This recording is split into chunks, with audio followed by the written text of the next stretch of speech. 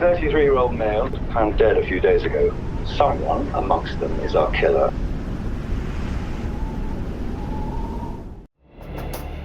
The sunshine and beaches of South Florida attract many types of people. Aspiring young models gravitate here with the hopes of being discovered. Beginning in February 1984, the dreams of stardom darkened into nightmares when several young women disappeared. It was the beginning of a string of brutal and terrifying murders that spread out across the country.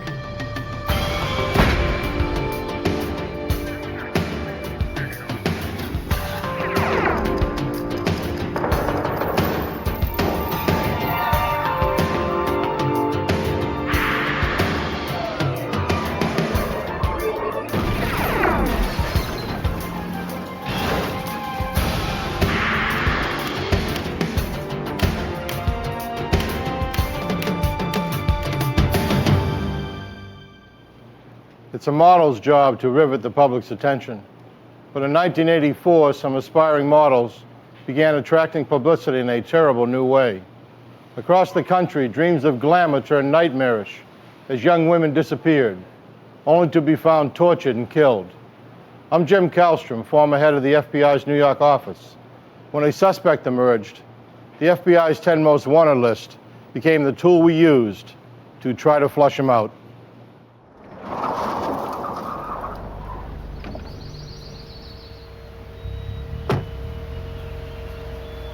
The promising life of Beth Kenyon came to a violent end on March 5th, 1984.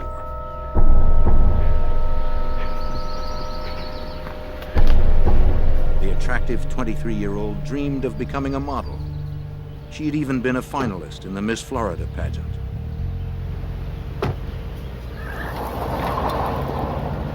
But all her hopes were cut short this Monday afternoon.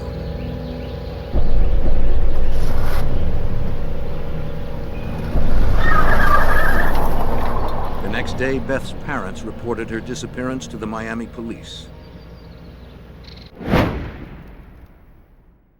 The police merely listed Beth as a missing person and explained many girls her age drop out of sight for various reasons without telling their parents.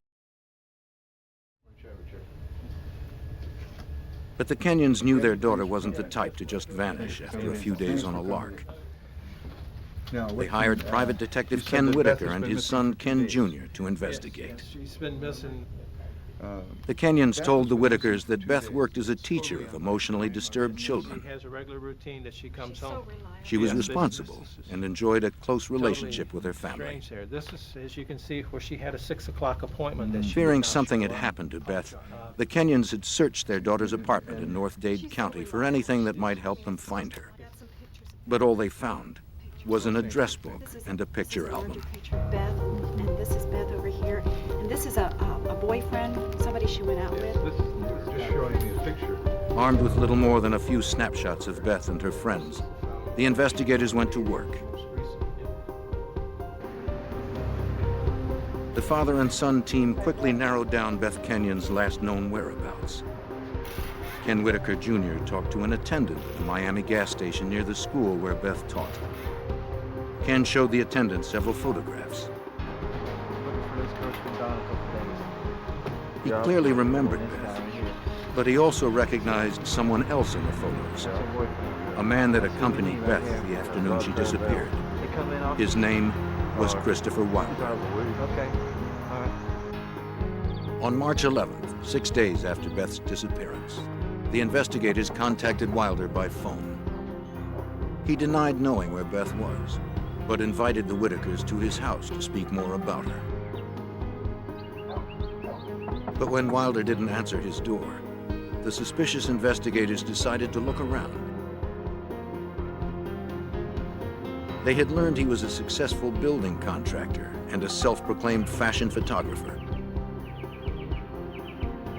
The Kenyons had told the father and son team that Wilder had proposed to their daughter, but that she had turned him down, leaving him upset and angry. Rifling through the garbage, the Whitakers found a photograph. Chris Wilder. On the surface, it appeared an innocent picture, but to trained eyes, it meant more.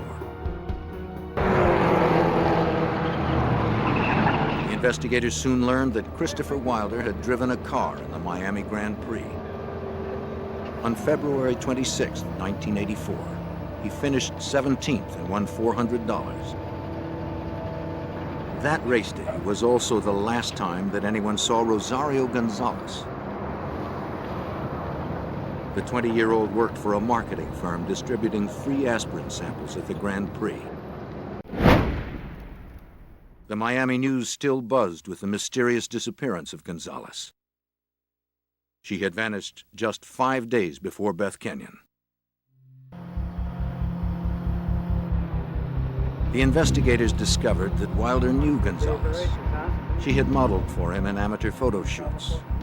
It was a critical connection. The two missing women, Beth Kenyon and Rosario Gonzalez, were linked through Christopher Wilder.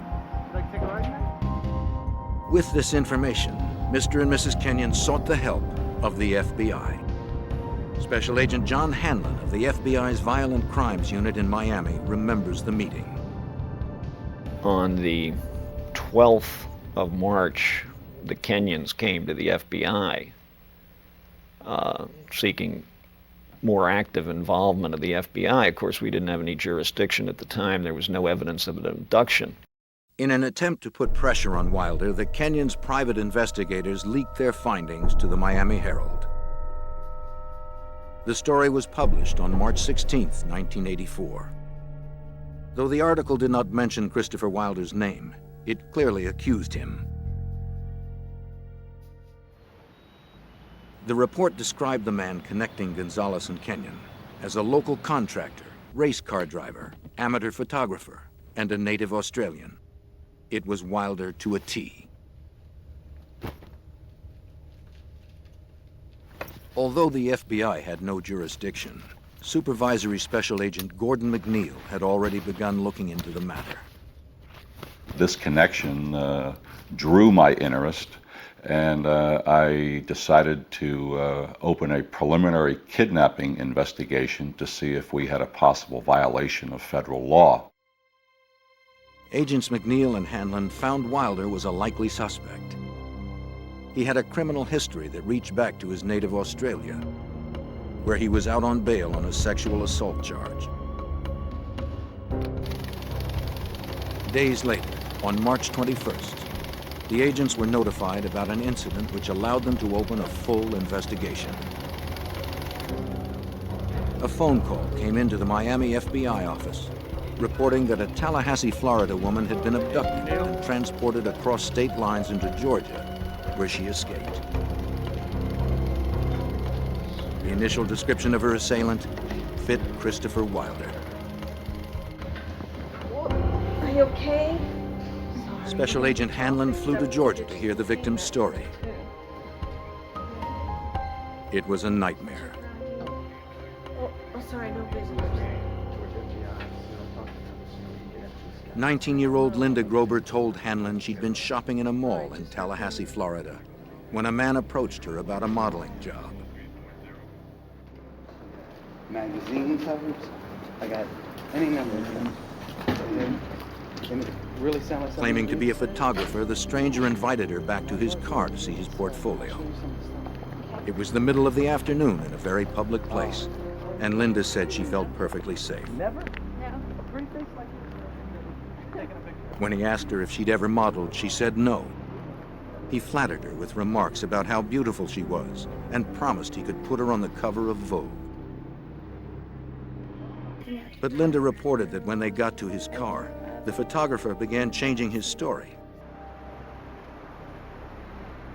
He claimed he'd left his portfolio at his studio, and he asked Linda to go back to the studio with him. When she hesitated, the man attacked and pushed her into the car. He clubbed her on the back of her head. Everything just went black.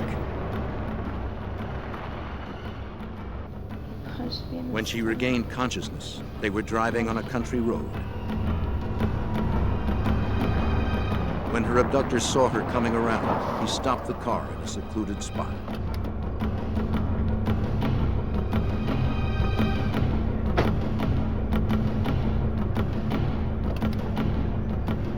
He dragged Linda from the car, telling her that if she tried to escape, he would kill her.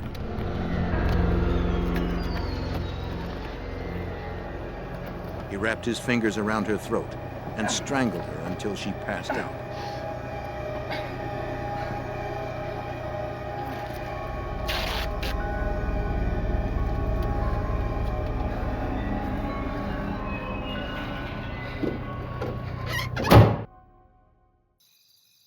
The next time she woke up, she was wrapped in a sleeping bag, lying on a bed in a cheap motel room.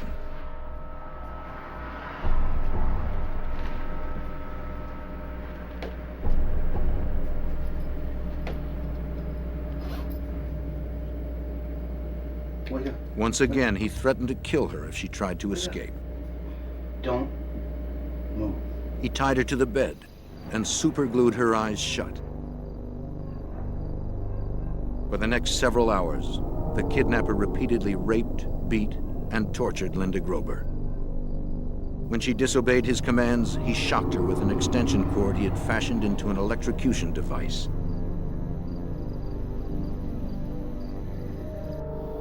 And he tied The me abuse up. was so severe, Linda realized she would be dead before someone found her. And then we drove through. She managed to break free and locked herself in the bathroom. Somebody help! Help! She pounded on the walls and screamed for help. Help me! Stop it! Stop it! Stop it! Hey! Stop now! Stop it! Stop it! I'm telling you. The rapist panicked, grabbed what he could, and ran.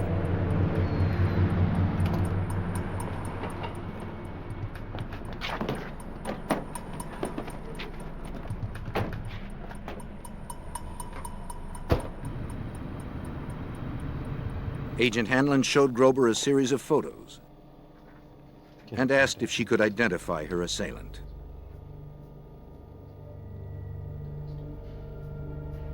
It was absolutely no doubt in my mind. I mean, I'd spent hours with this person that's who he was. And I just identified him as clearly Christopher Wilder.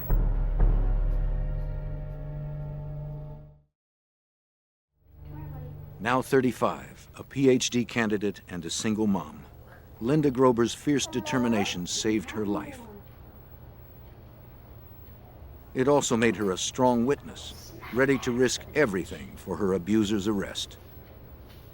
I was in the hospital for a week or something like that, and then I had to basically leave the country while he was still a fugitive because they were concerned about my safety. They were concerned about my family's safety. As heinous as Grober's ordeal was, it had the value of catapulting the investigation into a federal case. Because she had been abducted across a state line, the FBI now had full jurisdiction.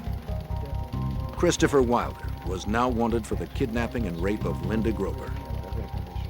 And he remained the prime suspect in the disappearance of Rosario Gonzalez and Beth Kenyon. Obviously now we had federal violation, and we had every reason to put all the resources of the FBI into this case.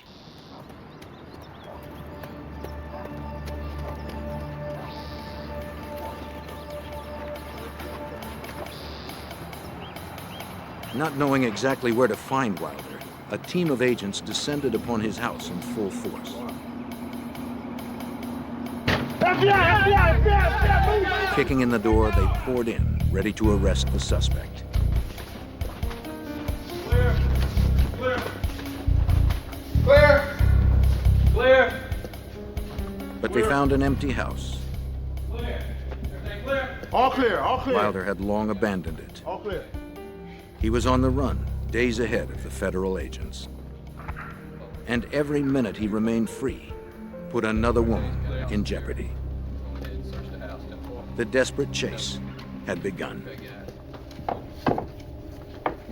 March 1984. FBI agents conducted a meticulous search of the abandoned home belonging to Christopher Wilder. 2 women were missing and presumed dead at his hands. A third had barely escaped with her life after her kidnapping and rape. The agents needed something to clue them in to their suspect's present whereabouts. You like to decorate it, huh? What happened to his maid? But before he left, Wilder had prepared his home for any investigator. The place had been manicured. There were basically no fingerprints left in Wilder's house. You're always going to find fingerprints inside a residence. It looked like everything had been totally cleaned. FBI and local authorities canvassed Miami and West Palm Beach. But no one reported having seen or heard from Wilder since he left Linda Grober in a Georgia motel. The FBI alerted police to keep an eye out for Wilder's car. They asked banks and credit card companies to monitor any transactions he might make. But informational systems in 1984 moved slowly. The leads trickled in and were usually too late for a quick response.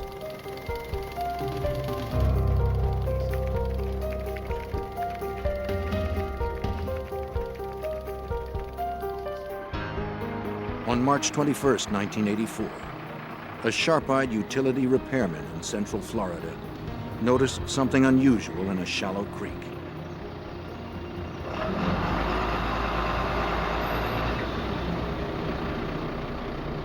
It was the barely recognizable body of a young woman. She was later identified as 21-year-old Teresa Ferguson. Witnesses last saw her 3 days earlier, leaving a shopping mall with a man fitting Wilder's description. The autopsy showed she'd been beaten with a tire iron and strangled to death. The victim's profile and the savagery of the crime suggested Wilder. But nothing directly tied him to it. If it was the Australian contractor, the FBI agents knew they had a serial killer on the loose. One that had to be stopped before he murdered again. Agents continued to follow the suspect's trail. An automatic security camera photographed Wilder at a bank in Tampa. The bank records showed that he had emptied his accounts of more than $19,000. It was an ominous break. Their prey now had the money to travel far and wide. By March 22, 1984, Wilder was already in Texas.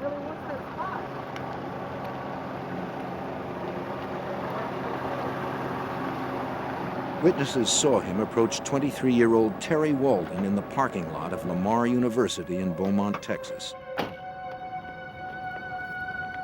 Walden was a wife, mother of 2, and a nursing student. Yes, I'm a photographer. My job is to make. Wilder asked her if she'd like to do some modeling. Make a lot of extra money. You sure you don't want to keep the card and think about it? But Wilder couldn't seduce Walden with his pitch. Okay. She politely declined.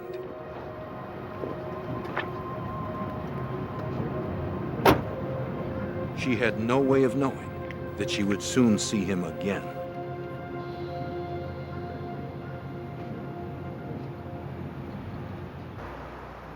While the FBI began its national hunt, witnesses later told investigators that Wilder had stayed in Beaumont, Texas another day. This time he went back to familiar territory to stalk his next victim. They have this one is $7.99 or $9.99. He visited the local mall, shopping for a young woman to deceive with dreams of glamour. You're taking some fashion photography? No, listen. You don't have to blind me. I'm legit. It's okay. But no one succumbed to his bogus promises. No, sorry. That's fine. That's fine. After getting brushed off several times, he spotted a familiar face. It was Terry Walden. Hey, hi. She had come to run I saw you errands after yesterday. dropping her 4-year-old daughter off at daycare. Are you interested now? Will you take the card and just consider? Terry again turned Wilder down. No. I'm sure you could. But this time, he wouldn't take no for an answer. As she left the mall, Wilder followed her out to her car. In broad daylight, in the middle of a crowded mall parking lot, Wilder attacked Walden. He knocked her unconscious and pushed her into her Mercury Cougar.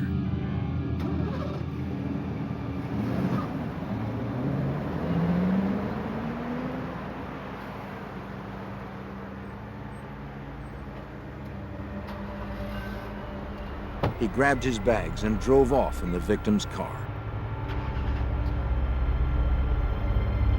Walden's husband reported her missing later that afternoon when she failed to pick up her daughter at daycare.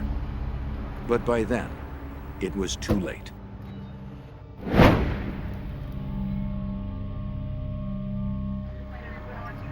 Terry Walden's body was found floating in a canal near Beaumont, Texas, a few days later.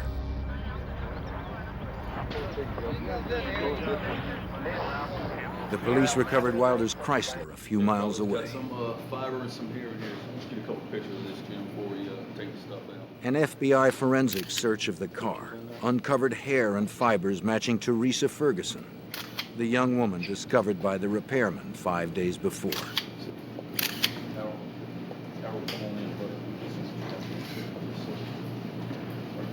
It confirmed what the agents had suspected all along. Teresa Ferguson had been Wilder's fourth known victim. Get on the floor, bro.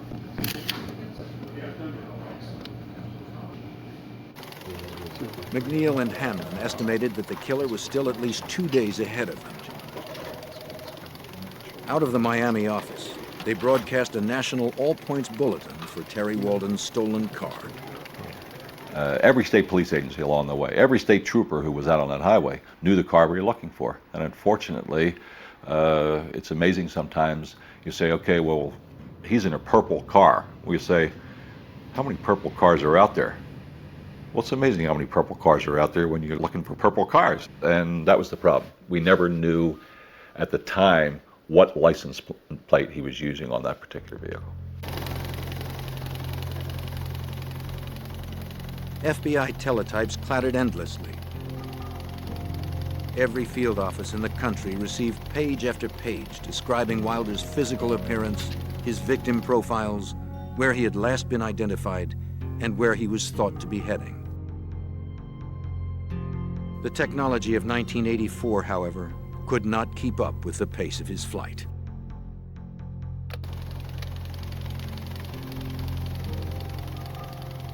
There were so many leads on Wilder going back and forth all over the country. Every one of them went to all FBI offices for information that the FBI teletype system was backed up over 48 hours for about 2 weeks because of the volume of information that was flowing back and forth on Wilder.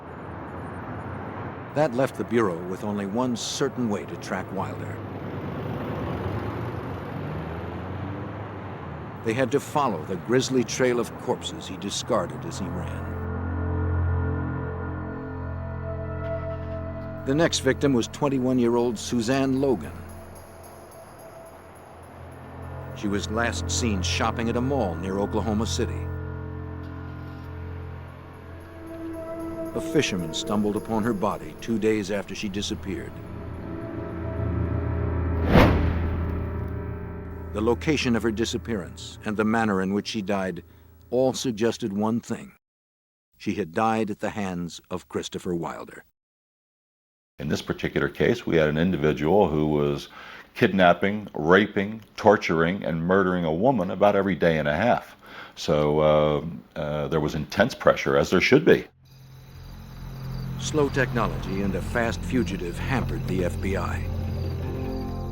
But on March 28th, they got the break they had hoped for. Wilder checked into a motel in Rifle, Colorado, using a stolen Visa card. The FBI knew he had the card and was using it, but they had not been able to trace it until Rifle. In those days, 1984, they didn't have the instant validation of your credit card when you walk into a hotel.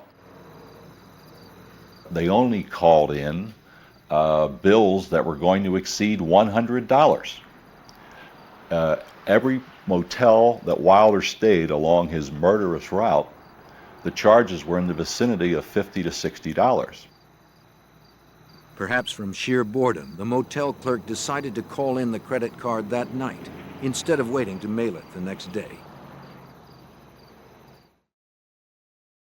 Instead of approval, the clerk received a phone number to call immediately. An early morning call mobilized the FBI's Denver, Colorado field office. At last, the FBI knew where the fugitive was. In the early hours of the morning of March 29th, 4 agents approached Wilder's motel room, confident that they had finally cornered the killer. Okay. FBI! Search warrant! Go! FBI! He wasn't there.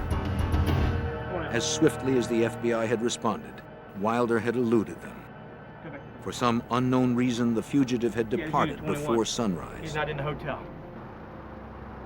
It had been the best lead the agency had, and it failed.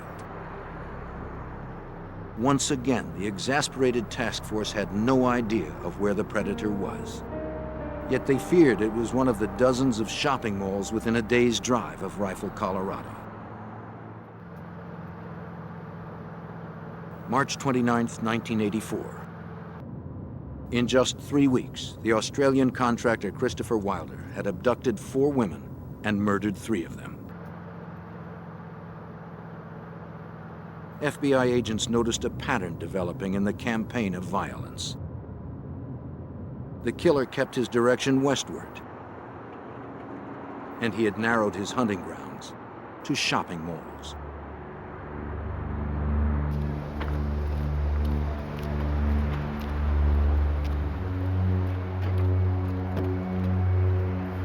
"18-year-old Cheryl Bonaventura was last seen at the Mesa Shopping Mall in Grand Junction, Colorado.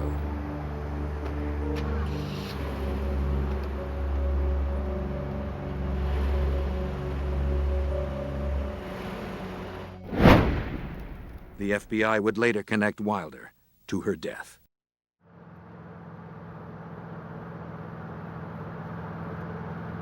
You had a man that you knew was on the prowl. You had a man who you knew as each day goes by that some poor soul in deathly fear of her life was dying in an extremely extremely painful way. To get the word out, the FBI cast a wide net. Across the country, agents notified security officers and mall managers about the danger,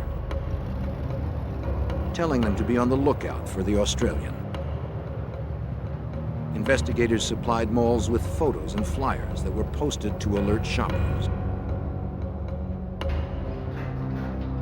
Despite the FBI warnings, a teen magazine held a cover girl competition at the Meadows Mall in Las Vegas.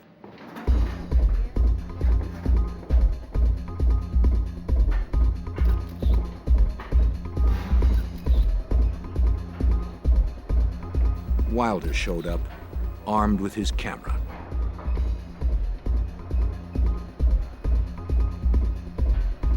He chatted with several of the teens during the event, but eventually zeroed in on Michelle Korfman.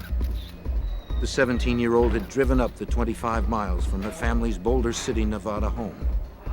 Nervous about participating in her first model search, she had asked her friends and family to let her go alone. After a few minutes' conversation with Wilder, Korfman changed her clothes and left the mall with him. Yeah, sure, I do. That's great. It was April 1st. As soon as Vegas authorities alerted the FBI that a local girl had disappeared at a mall, agents responded. They asked for all pictures that anyone had taken of the fashion show.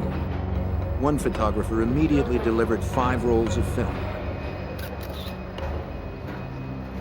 And when they printed those photographs, there was the Korfman girl on stage in a modeling type pose, and who's directly beyond her, about 20 feet away, looking at her with what I call the look of a homicidal maniac, none other than Christopher Wilder.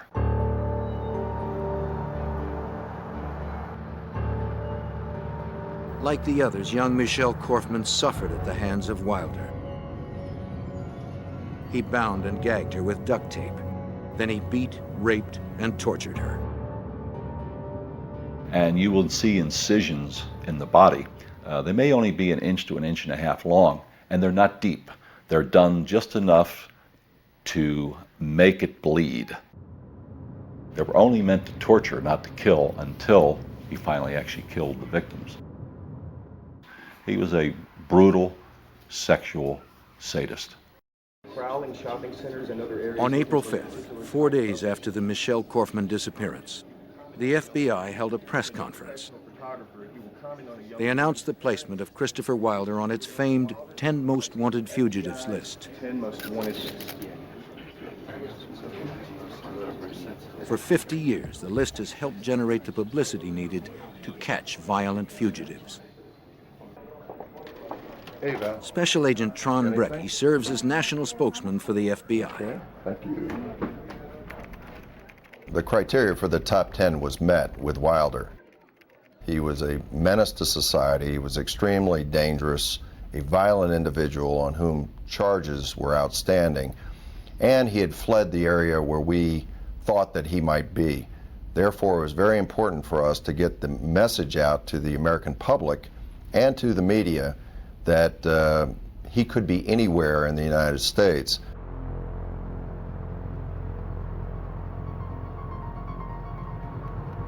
But Wilder's addition to the 10 Most Wanted Fugitives list came a day too late for Tina Marie Rosico.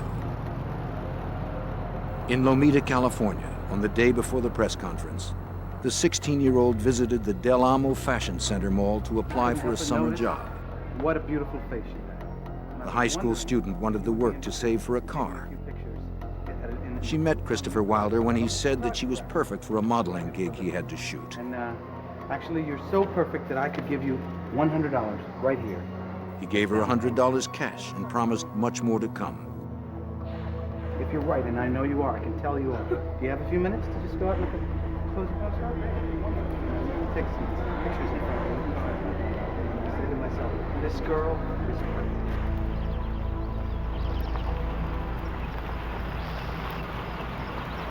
Wilder drove Tina Marie to a nearby park.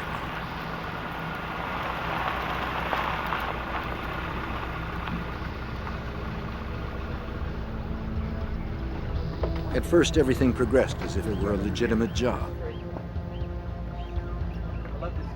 He said the scenic location had perfect light for the camera. This canopy right here, I think, is really lovely. Right? As the shoot began, an eager Tina Marie worked to please her photographer. Yeah, just look sort of. When Wilder told her to smile, she did. When he told her to tilt her head, she did. And then it all turned wrong. Now, in the car. All right? He pointed a .357 Magnum at her face and told her to get in the car. Quickly, quickly. The terrified teen had no choice but to obey.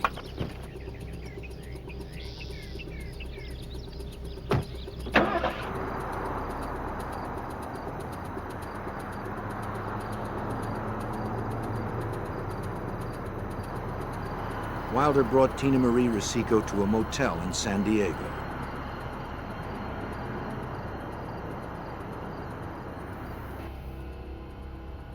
There, like all the others, he beat his teenage victim, tied her to the bed, and raped her repeatedly. Wilder cut her with his knife and electrocuted her using wires he would tie to different parts of her body. The brutality perplexed Agent Hanlon.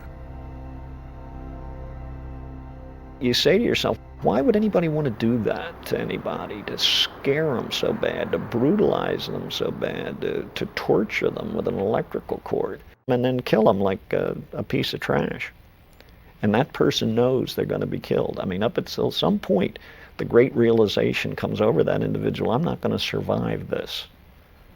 My life's over. And these are young women. He identifies himself as a professional photographer, commenting on a young woman's appearance and attempts to persuade her to accompany him from the area. Just as Tina's life was about to end, a special news bulletin captured Wilder's attention. Very dangerous, and this approach may lead to his apprehension. Christopher Bernard Wilder has been placed on the FBI's 10 most wanted list. As you know, It was the FBI press conference. Wilder watched in horror as his picture was plastered on television sets across the nation. The federal agents proclaimed him the most wanted fugitive in America. They held him responsible for the disappearances of 6 young women. They didn't know about the 7th victim in the hotel room with him. We want to get the information out as quickly as possible. We gotta move, come on. Wilder panicked. He grabbed Tina Marie and hit the road. Come on, we gotta move.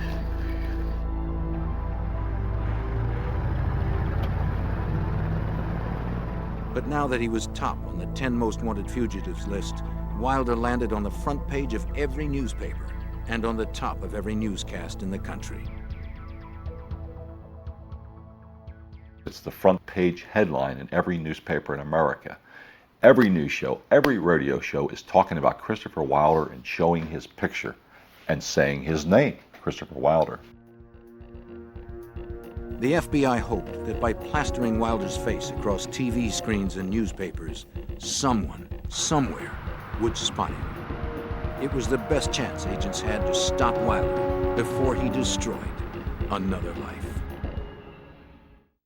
In the spring of 1984, the FBI conducted the largest manhunt in history for the rapist and murderer, Christopher Wilder. They knew of at least 6 victims. They suspected there were many more. Wilder had squeezed through the FBI net in Nevada as he headed back east. With him was a 16-year-old hostage named Tina Marie Rosico. On April 10, 1984, outside a shopping mall in Gary, Indiana, Christopher Wilder told Rosico that he would let her go on one condition. She had to help him catch his next victim.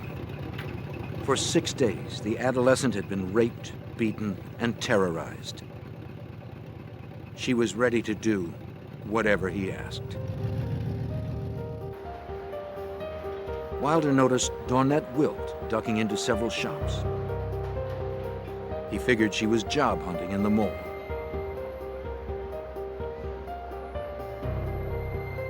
Rosico told Dawnette that Wilder was a store manager and wanted her to fill out a job application at his car.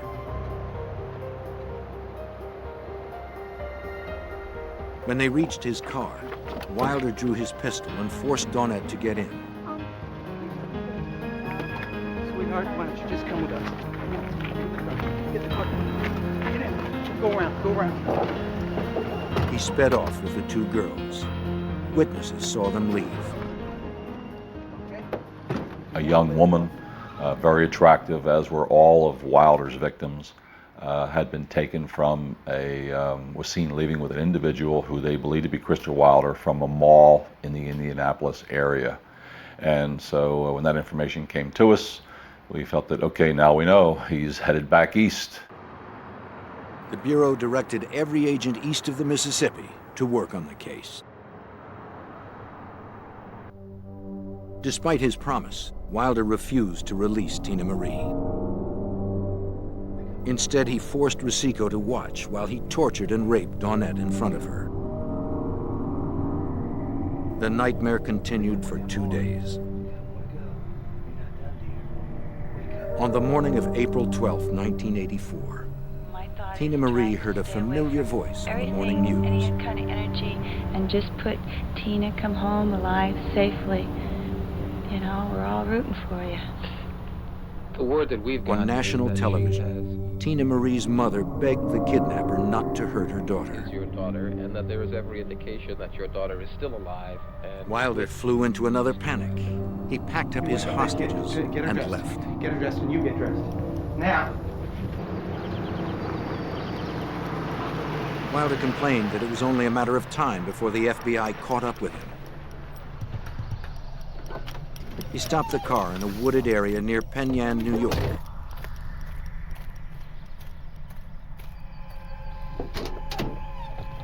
He ordered Rosico not to move. Dawnette was drugged with sleeping pills, yet he forced her to march into the forest.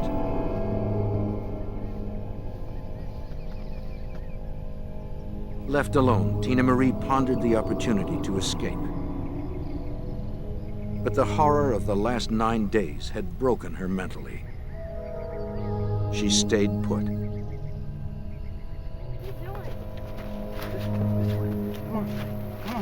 Walking through the woods, Dawnette Wilt slowly woke up to the realization that Wilder was going to kill her.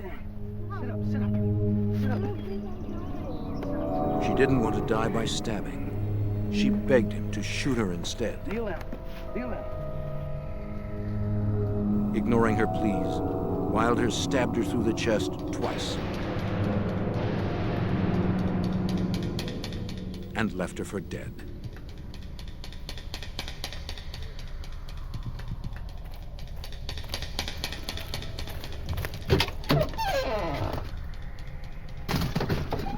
Okay, here we go.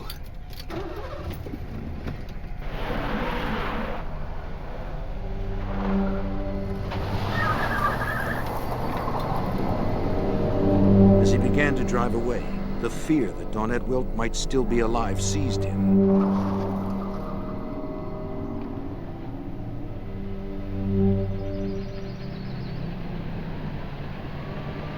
He returned to the scene to properly dispose of Dawnette.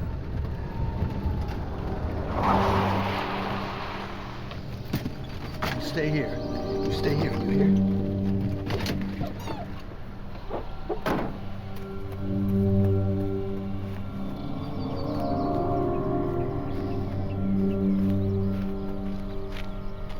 When he got there, he could scarcely believe what he saw.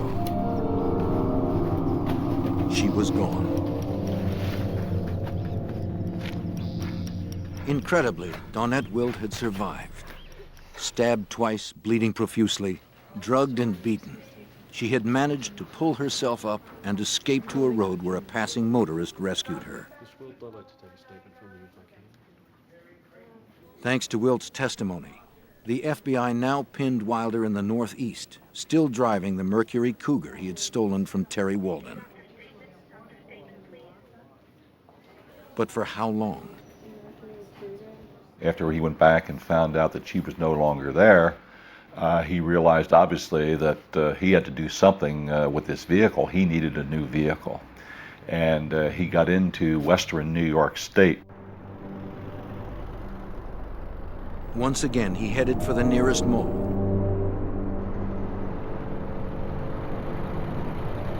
This time in Victor, New York, where he spotted a gold Pontiac Firebird. He told Rosico she would take the wheel of the Cougar and follow him wherever he went.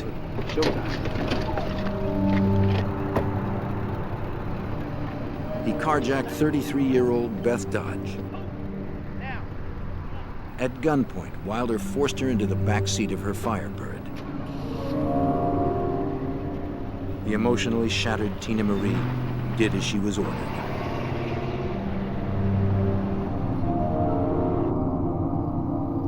Wilder drove for a half an hour to a secluded area.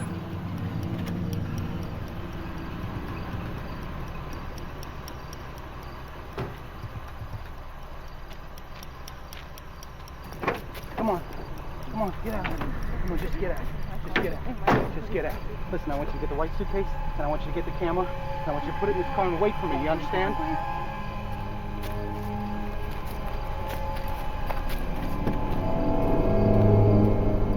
He forced Beth Dodge into the woods.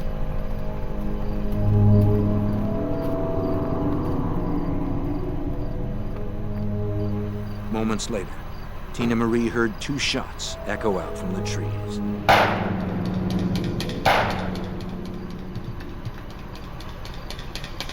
There had been no rape, no torture this time. Wilder had simply killed Dodge for her car. But he had a different fate in mind for Tina Marie. In all the hell he had put her through, Wilder had bonded with Tina Marie. He told her he didn't want her to be around when the end came. He drove Tina Marie Rosico to the airport in Boston and gave her money for a ticket home to Los Angeles. Her ordeal was finally over. Once safely home, Tina Marie would fill in details for agents about Wilder's murderous rampage. Wilder was now alone, and the agents didn't want to wait till another victim disappeared to clue them into his whereabouts. During the search for Wilder, we knew that he had friends in Canada and had visited Canada extensively. So we felt there was a good chance that he was heading directly to the east and then north into Canada. Wilder raced toward the border in Beth Dodge's Firebird. For 3 weeks, he had beaten the FBI's best efforts. Even the 10 most wanted fugitives list had failed to produce his capture. Agents McNeil and Hanman desperately wanted to stop the killer before he struck again or fled their jurisdiction. By April 1984, Christopher Wilder had left 7 women dead across America. 3 more were presumed dead. 3 others had survived with rapes and beatings. The FBI believed that he was in New England, heading north. Federal agents concentrated their resources in the northeastern states before he could escape across the Canadian border. I mean, the FBI had agents out circularizing in the wanted poster out and that kind of thing, but the best thing you have going for you are the hundreds of police officers up in that area who are many more eyes and ears than FBI agents available in New England. On Friday, April 13th, 1984, Wilder stopped for gas in the tiny town of Colebrook, New Hampshire, about a dozen miles from the Canadian border. While he filled the tank, he casually asked an attendant about the paperwork that might be needed to cross the border. 2 state troopers, Wayne Fortier and Leo Jellison, spotted Beth Dodge's car.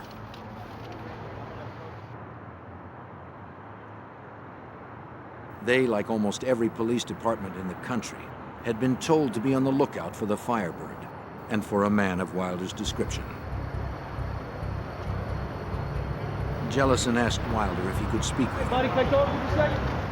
Please, get out of the car. Wilder leaped into the Firebird and grabbed his .357 Magnum. In the struggle, the weapon went off. Officer Jellison was shot in the chest. He would live.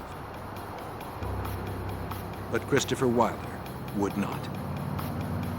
The bullet that wounded Officer Jellison first passed through Wilder. It pierced his heart, killing him instantly. Wilder's cross-country reign of terror ended with a 10th death. His own. Authorities ultimately recovered the mutilated bodies of Cheryl Bonaventura and Michelle Korfman in the months afterwards. But the 2 missing women that started the investigation, Rosario Gonzalez and Beth Kenyon, were never found. Mr. and Mrs. Kenyon went to their graves without knowing the fate of their daughter. Other victims and their loved ones have struggled to restore their shattered lives. Linda Grober has also learned a chilling lesson. I think an important point to make is that these people are not always demons, and they don't always have tattoos, they don't always have long hair. They're often extremely eloquent, and they're disguised, and they can fit easily into your father's living room after dinner sipping a wine or a brandy. The terrifying truth is that Christopher Wilder was not unique. He made the most wanted fugitives list, but there are dozens of killers like him each year that never reach national attention. They trawl our shopping centers, our schools, and our churches, searching for victims.